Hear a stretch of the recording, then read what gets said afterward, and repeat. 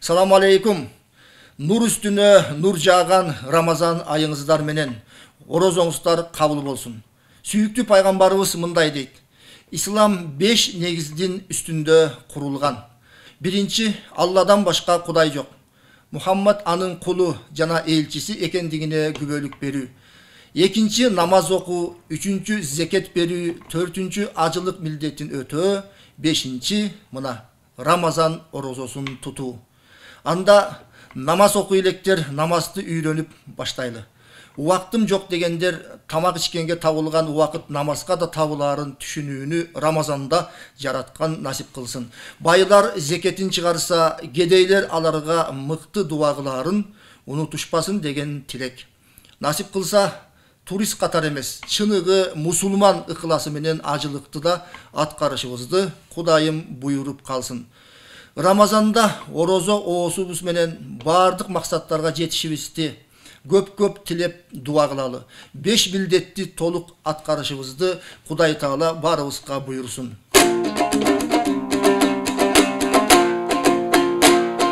Колдосун жалгыз Кудайым, колунду сунуп сурайын.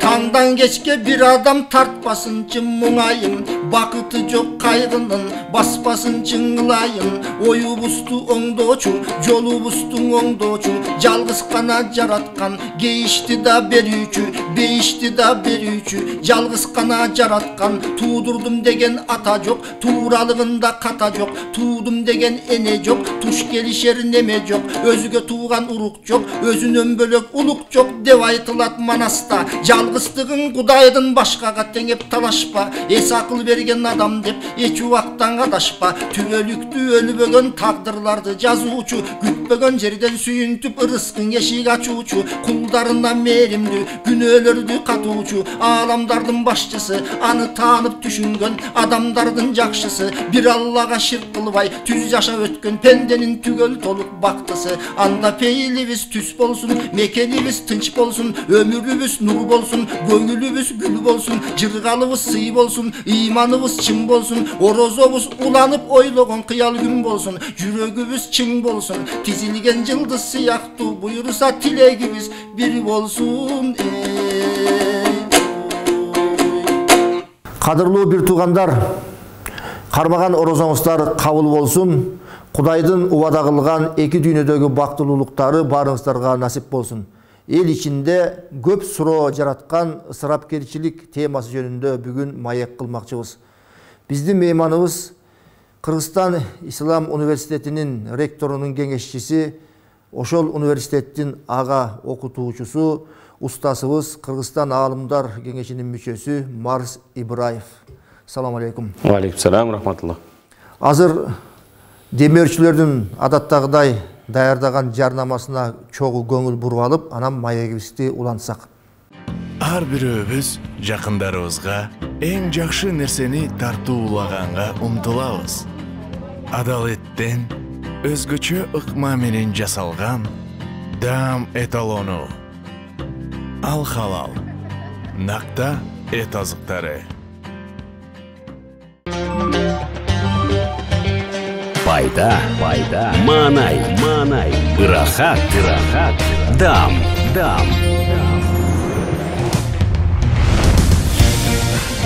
Лактобактерияларды камтыйт, манайды көтөрөт, стрессти басаңдатат, кальций булагы, ар бир үй бүлөгө кубаныч алып келебиз. Оокаттардын баарын жыйыштыралы кызым. Ой, ал жакта баары бар, керектүүлөрүн эле алгыла.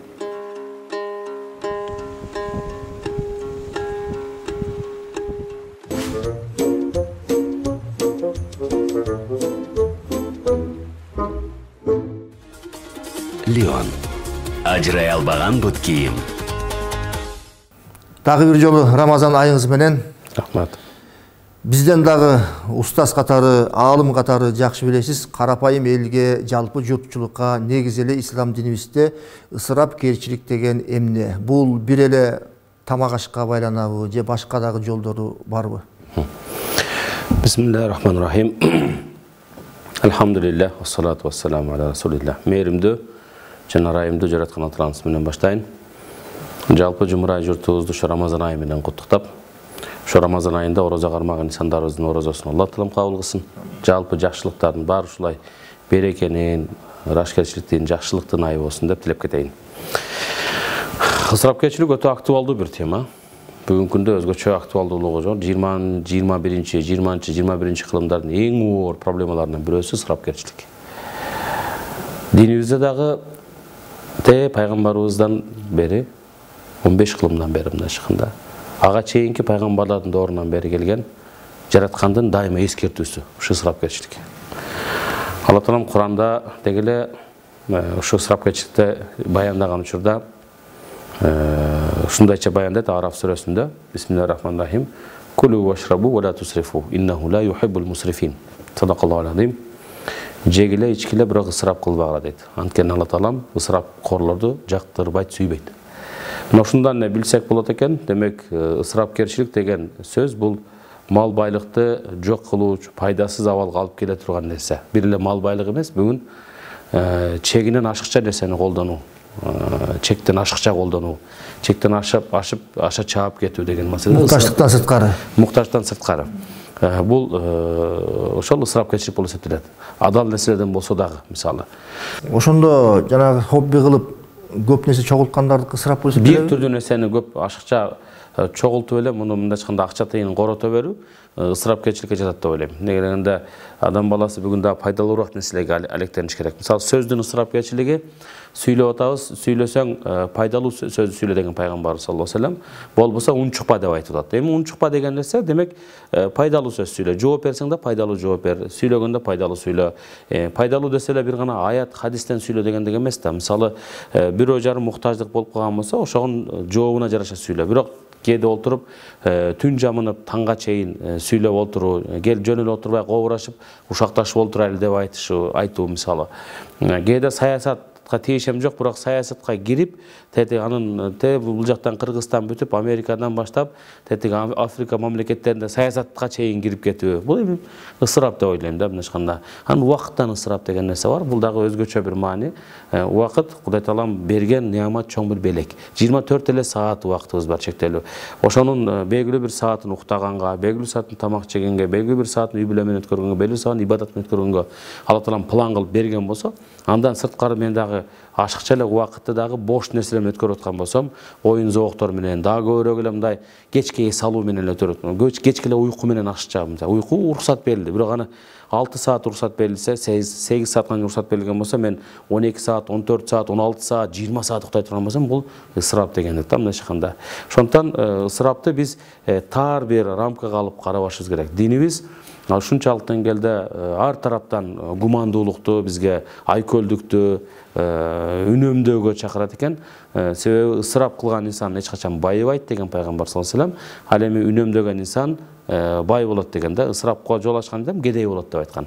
Демек бул дагы жөндөн жөн эмес деп ойлойм. Баардыгына демек материалдык деңгээлде дагы болгон. Ал эми руханий жактан болгон ысырапкерчилик дагы адамдын кандай деңгээлде жан дүйнөнү тойгозуу үчүн дагы керектүү болгон нерселер бар да, бирок муну аша чаап кеткендер бар. Мисалы, өзүн уйкудан да алып коюп таптакыр, мисалы деле таптакыр жумушунан да алып коюп, мисалы үчүн да, ошол нерсе кирип аткан учурда бул дуа деп аткан жерим жок. Мындай жакшы деп ойлоп аткан нерселерде дагы руханий жан дүйнөсүн тойгозом деп атат. Бирок адам дүйнөсүндө бүт баарын таштап салды. Фанаттык бир эмеге кирип кетти. Бул дагы кандай деңгээлде ысырапкерчиликтин бир белгиси деп айтылат. Себеби Алла субханаху таала бул дүйнөдө жаратты. Бул дүйнөдө бизди ушул дүйнөгө сыноо катарында жиберди. Бул дүйнөнүн өзүнүн акысын бергиле деп атат. Асман менен жерден силерге пайдалуу рызыкларды жибердим деп атат. Аны терип жеш керек, убакыт керек, эмгек керек, мээнет керек. Анын жанында илим алыш керек, анын жанында үй бүлө деген нерсе бар, жоопкерчилик, анын жанында коом деген бар. Мунун баарын жумуш деген бар, адалдан рызкы табыш керек. Ушунун баарын орун бербейт да, адам алмапыш, оозума түш, же болбосо асмандан түшөт баардык нерсе. Тобокелчиликтин дагы өтө ысырапкер кылган инсандар бар. Өтө жайып коюп, мен бир гана эч нерсеге таянбайм, себептүү нерселерге. Тобокелчиликтин дагы өтө туу чокусуна чыгып эме кылгандар бар. Бул дагы туура эмес, ошол пайдалануу дейт. Тобокел деген сөз туура эмес колдонгондуктан болот. Бул дагы кандайдыр деңгээлде бир ысырапка жол ачкан болуп эсептелет да. Ошондон исраф деген сөздү негизинен дагы кененирээк айта бере турган болсок болот. Алла таалам шүгүр кылгыла, шүгүр кылсаңар көбөйтүп берем дейт. Мисалы үчүн демек Алла Тааланын бергендерине шүгүр кылуубуздагы кандай деңгээлде үнөмдөгөнүбүздагы, каниет кылганыбыздагы бир ысырапка каршы күрөш болуп эсептелет экен. Мисалы, ислам аалымдары мындай жакшы бир сөз айтат да. Ла хайра фил исраф, кама ла исрафа фил хайр дейт. Ысырапкерчиликте чектен ашып колдонууда, жеп ичкенде аша чаап кеткендикте, колдонгон буюмдарда, ой пикирлерде, кээде кыялданууда аша чаап кеткенде ысырап.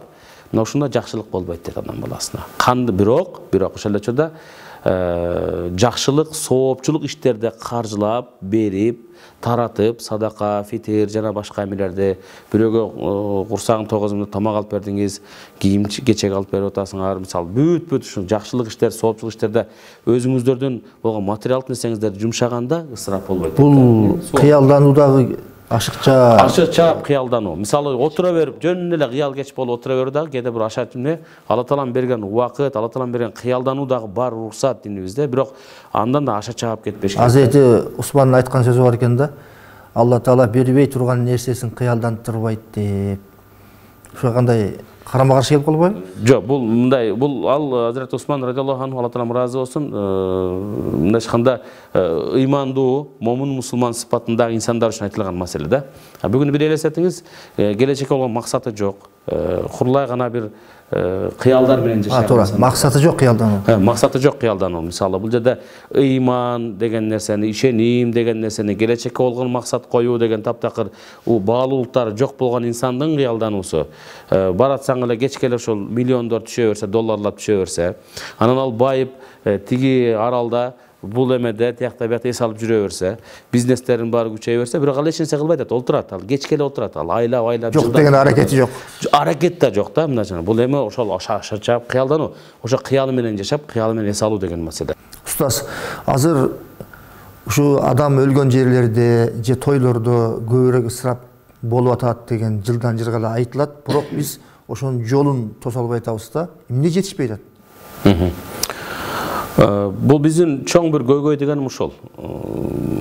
Адамзаттын өзүнүн бир тарыхта катачылыгы болот. Адамзаттын тарыхта катачылыгы болот. Ал адамзат өзүнүн ар бир цивилизация, ар бир маданият өзүнүн ошол баалуулуктарын сактай албай калат да. Анан ошонун аркасынан кыйроого учурайт. Анан улуттук катачылыктар болот. Ар бир улутка берилген менталитет дейбиз, адат дейбиз, салт дейбиз. Ошол аркылуу жуурулушуп, дин аркылуу ошол сиңип кетиш керек болот да. Бирок муну кармана албай калат. Ошол улут бойдон, коом бойдон жок болуп кетиши мүмкүн. Кыйроом болуп кетиши мүмкүн. Мен ойлойм, бүгүнкү күндө биздин кыргыз коомчулугундагы чоң бир катачылыгыбыз мына ушул ысырапкерчиликте деп ойлойм. Бирок биздин мындай карасаңыз, орто кылымдарда абдан жакшы өнүгүүлөр болуп, орто кылымга чейин абдан жакшы өнүгүүлөр болуп, керек болсо Европа бүгүнкү күндөгү батыш дүйнөсүнө дагы илим булагы катарында биз ал жака илим үйрөткөн болдук. Медицина тармагында, математика тармагында, алжабрлар, алгебраны негиздөөчү ата бабаларды, мындай айтканда биздин дегенде мусулман үммөтүнүн чоң аалымдары. Ошол эле Ибн Синалар мисалы үчүн турабы? Жана бүт баардык эмеде чында үлгү болду да. Бирок кандайдыр деңгээлде кийин токтоп калдык. Себеби биз баалуулуктарыбыз өзгөрүп кетти деп ойлойм. Келди азыркы 18-19 кылымдардагы Европадагы кийин аны алгандан Европа өнүгүп кетти дагы. Алар себеби акысын берди, илимдин акысын берди, адептин акысын берди дегендей бүт баарын өзүнүн ордуна койду. Балким аларда бир гана маселе ишеним маселесинде гана проблема болуп калды. Ошол эмеде технологияда өнүгүп кетти дагы. Ошол 18-19 кылымдагы бир эле BMW фирмасынын мындайчкан музейине барган учурдагы көргөн автомобилдер бүгүнкү күндө 21 кылымда биздин коомго алып келсе, аны биз бүгүн бул жерден чыгара албайбыз да, кыла албайбыз. Демек биз канчалык деңгээлде канча кылым артта калып аткандыгыбыздын айткым келип атат да. Ошондо ушу укмуш сонун шедевр катарында жасалган бүгүнкү күнгө чейин кызмат кылып атат. Бүгүн анын канчалаган кийинки моделдер чыгып кетти да. Мен бир эле мисал келтирип атам автомобилден, автоунаадан. Ал эми ошол учурдагы биздин ата бабаларыбызды караган учурда мен ата бабаларыбызга эч кандай тарыхка эмем жок, нааразылыгым жок, бирок мен айта турган нерсем ушул. Биз эмне кылып атканбыз? Ошол учурларда биз кандайдыр деңгээлде коомдук негизде оозеки чыгармачылыкка дагы маани берип, көчмөн калк катарында мал чарбачылык менен дагы алектенип, агрардык бир эмеден балким түштүк жактагы мал чарбачылыктын жанында айыл чарбачылык эмеси менен алектенип гана чектелип калганбыз. Илим жаатында өнүгүү болгон эмес. Ушуну айткым келип атат. Биз деле кандай деңгээлде ошондой кылып үйрөнүп жок дегенде келип. Ошого ата бабаларыбыздын ошо эмне себеп болгон? Себеп болгону ушул. Себеп болгону ушул нерселерде бир гана өзүбүздүн гана ички баалуулуктарыбызга гана чектелип калдык да, биз ушулбуз деп динди гана кармандык. Балким каада салтыбыздан чыккан жокпуз, тилибизден чыккан жокпуз, ооздеги чармачылыктан эме кылдык.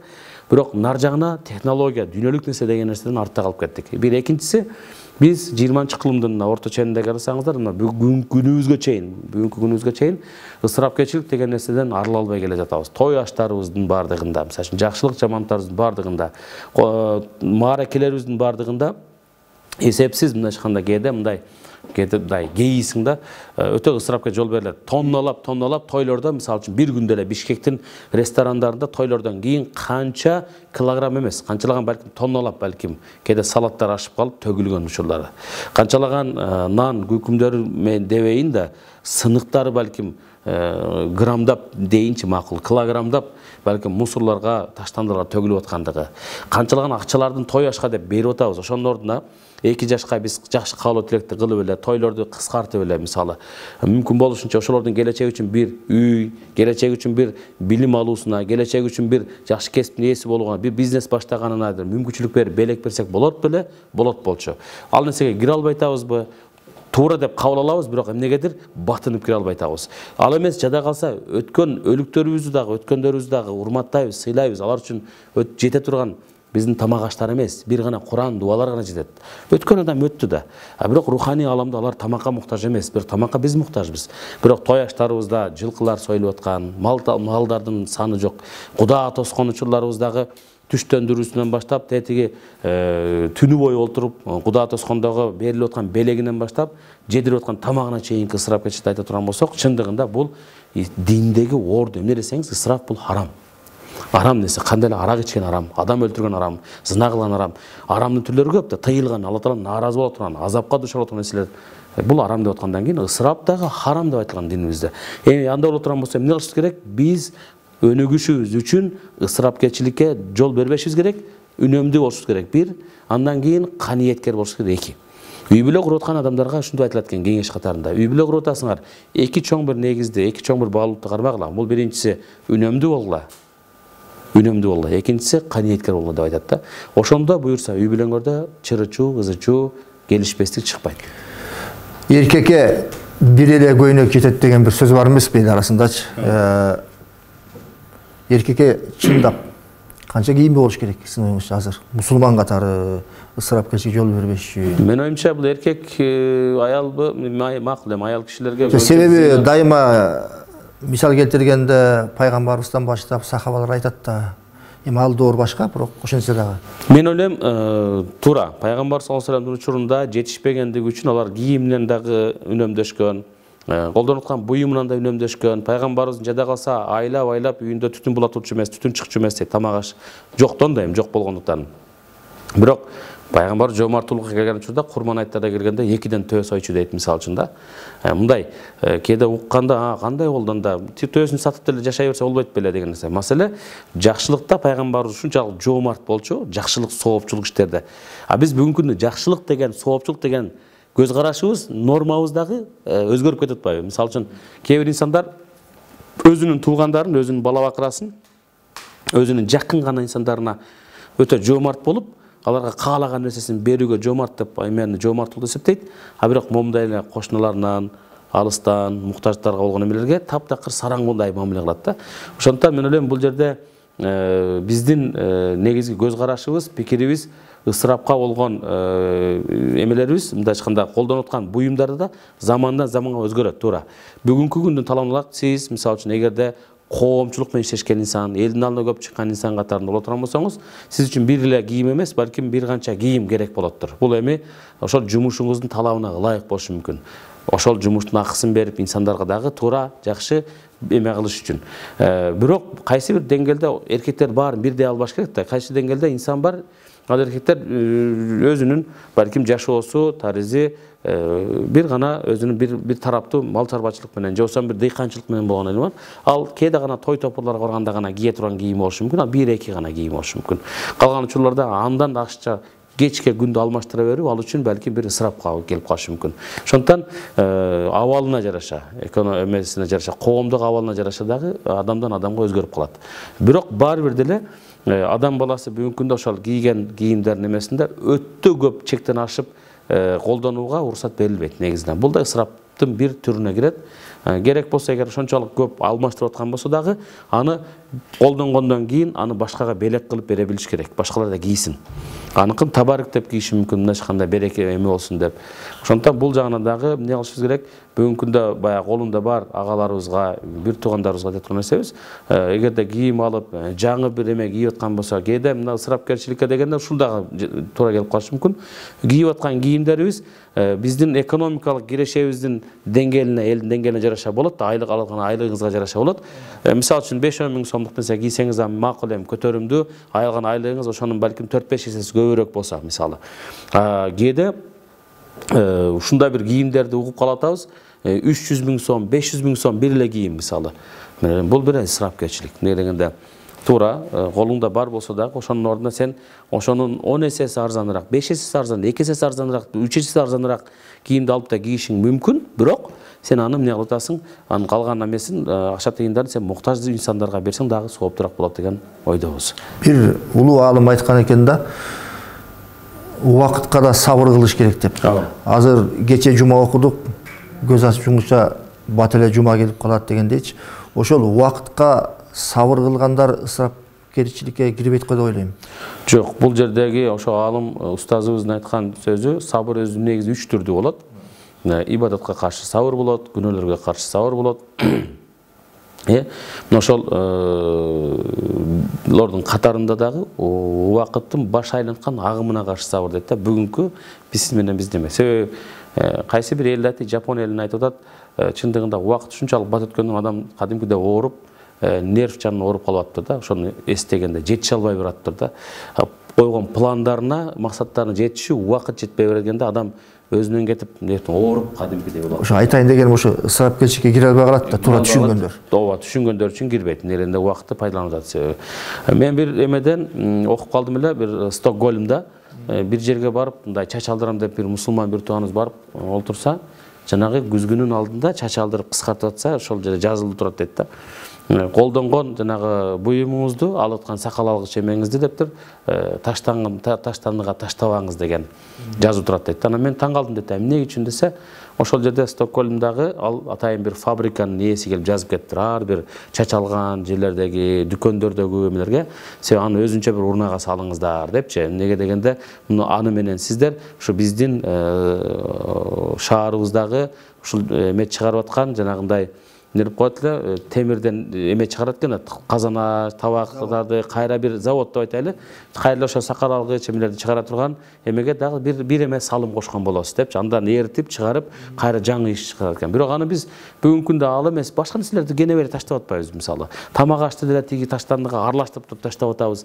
Бүгүн бизге келип негизи мусулманчылыкта ислам бүгүн бу нерсени үйрөтөт да, ар нерсени таштандың да көп чыкпаш керек негизичи. Ошол мисалы тамак ашты таштанды болуп чыкпаш керек негизи. Тамак аштарың артып калбаш керек негизи үйүңдө болсо. Мисалы үчүн кечиндеси жатарыңда ошол күйүп жаткан электр энергияңды чаржайт бардыгын жандырып албашың керек деген маселе. Керектүү жерин жандыр, калгандарын өчүрүп кой дегендик. Жанагы телефонуңду зарядтай турган эмең дагы дайыма сайылып турбаш керек, алда ток кетип атат, энергия кетип атат. Себеби бүгүнкү күндө биз үзүп коюу менен, үнөмдөө менен суу сактагычыбыздагы суунун көбөйүшүнө, электр энергиясын иштеп чыгуу бермесине дагы кандай биз салым кошкон болуп эсептелебиз да. Ошондон Саад ибн Абу Ваккастын эмесинде бир даарат алып жатканда пайгамбар саллаллаху алейхи ва саллям келип, "Эй Саад, сууду ысырап кылып колдонбо" деп айткан да. Анан Саат радиаллаху анху айткан экен дейт Абу Ваккас, Аллахтын элчиси, дарата да ысырап баруу деген экен дейт. Дарата да ысырап баруу дегенде ооба деген экен дейт. Керек болсо сен көлдүн же деңиздин же дарыянын жээгинде болсоң дагы үнөмдү пайдалан деген экен. Ошонтун бул эмелесетиңиздер, бүгүнкү күндө биз көп кабат үйлөрдө жашайбыз. Суу каалаганча колдоносуң, ачып коюп, агып жаткандары бар кечке. Бул да ысырап. Bunun неге дегенде, bunun берекети артынан келет турган кесепет эмне десеңиз, жанагы нерсени айткым келет, дагы мурдагы эмеге кайтам. Бүгүнкү күндө биздин экономикалык жактан кризис тартып аткандыгы, жетишпегендик болуп аткандыгы, элдин экономика абалын начарлап аткандыгынын бирден-бир белгиси биз ысырапкерчиликке жол ачып атабыз. Үнөмдөй албай атабыз. Эгер үнөмдүү калк болгонубузда, эл болгонубузда, балким ысырапкерчиликке жол ачпаганыбызда бүгүнкү күндө абалыбыз таптакыр башкача болмок. Жапония эле 2-дүйнөлүк согушта бүтүндөй бардык эмесинде баягы бомбалап Хиросима Нагасакиде бомба таштагандан кийин элдер топтолуп өзүнүн колдонуп аткан буюмдарынан дагы топтоп туруп, ошол учурдагы ишкерлерине берип, мына мен колдонуп, өзүмдүн тагынчагым бар, мына аялдар айтат, алтыны бар, күмүшү бар, кимисинин буюму, акчасы бар, топтоп ушул өлкөбүз өнүксүн деген эмеге койгон да. Үнөмдөгөн жегенин мисалы үчүн кааласа бүгүн 2 кыл тамак жесе болмок эле, бирок ошо байлар дагы бир эле кыл тамакты жегенге ыраазы болуп, бир эле жолу жегенге ыраазы болгон экен дагы, ошентип калган акча тыйынын берип, мамлекеттин өнүгүшүнө берген экен, салым кошкон экен. Эмне үчүн бүгүнкү күндө биз коомдун өнүгүшүнө, үй бүлөнүн өнүгүшүнө, кандайдыр деңгээлде жаштар 2 жаш үйлөнүп аткан болсо, алардын дагы эмесине, же болбосо өтүп аткан адам, өтүп кетип аткан адамдын анын калган артындагы жетим балдарына, калып аткан балдарынын ыйына, чыркыраган ыйына карабайбыз да. Аксакалдардын дебейин, кээ бир инсандар келип жылкыны баса калып эле, соя калып, анан ошол үй бүлөгө артып койгондар да бар бүгүнкү күндө. Анан өмүр бою Россияга кетет, тияка кетип, бул жака кетип, мигрант болуп иштеп, карызынан кутулам деп, карыздан карызга чыгып олтуруп, кредит алган арам иш, бул дагы билесиздер, проценттин эмесине. Ошонун аркасынан дагы той үчүн үйлөнөм деп кредит алып, өмүр бою төлөм деп аркасынан ажырашкан үй бүлөлөр. Кыскасы, тагдырлар кандай деңгээлде болот, мунун баардыгы келип келип аркасы ысырапка жол ачкандыгыбыздан. Жалпы элибизге, жумура журтубузга дагы, өзгөчө мусулман бир туугандарыбызга дагы ушул Рамазан айын турулай бир гана айтылган жакшылыктардын баардыгын Рамазан айы гана таандык эмес. Ушулайда гана үнөмдүү болуп, ушулайда гана бир гана соопчулук иштерди кылып, кайрымдуулуктарды кылып, башкалардын жардамына чуркоо эмес. Бул ай бизге бир үлгү катарында старт болуп башталып берсин деген маселе болуп атат. Ошондуктан бул айдын аркасынан дагы ар бир айда, ар бир күндө ушундай жакшылыктар улансын демекмин. Ысырап деген нерсени биз деги эле өзүбүздүн эң башта аң сезимибизге, андан кийин жүрөгүбүзгө жакшы орнотсок, ысырапкердин арам экендигин, ысырап бизди жакшылыкка алып барбай турган, эл катарында дагы, үй бүлө катарында дагы, жеке инсан катарында дагы, бул дүйнөдө биздин кээде кыйроон болгонго дагы, кээде жок болуубузга дагы Кудай сактасын, кээде төмөн түшкөнгө, кедей болуп калганыбызга дагы жол ача тургандыгын эскертип кетүү менен биргеликте, ошол жегиле, ичкиле, бирок ысырап кылбагыла. Кийгенде дагы, колдонгондо дагы, ойлонгондо дагы, деги эле эмне нерсе жакшылыктар келсе, ошондо чегинен ашпаганга аракет кылсак, мен бул чыныгы үнөмдүү жана канияттүү инсан катарында Алла Таалага жаккан пенде болот белек деген оюбуз бар. Айтканыңыз келсин, сизден Алла разы болсун. Убакыт зуулдап өтөт экен. Урматтуу көрөрмандар, устасыбызды, аалымыбызды улам сүйлөтүп, тереңдете берсем бүтпөйт, бирок убакыт ченелүү. Биз укканыбызга амал кылалы, кулагыбыз менен гана угуп койбой, жүрөгүбүз менен туюп, мекенибизге, элибизге жардамдаш бололу. Ал эми устасыбызга терең ыраазычылык, бекем ден соолук, үй бүлөңүз, элиңиз менен аман болуңуз, Рамазаныңыз кут болсун. Кадырлуу көрөрмандар, демөөрчү болгон инсандарыбызга терең ыраазычылык айтабыз. Дайыма Алланын жолунда боорукерлик, жоомарттык кылып жүрө бериңиздер. Жалпыңыздар менен кийинки эфирден көрүшкөнчө коштошмокчумун. Аман болуңуздар.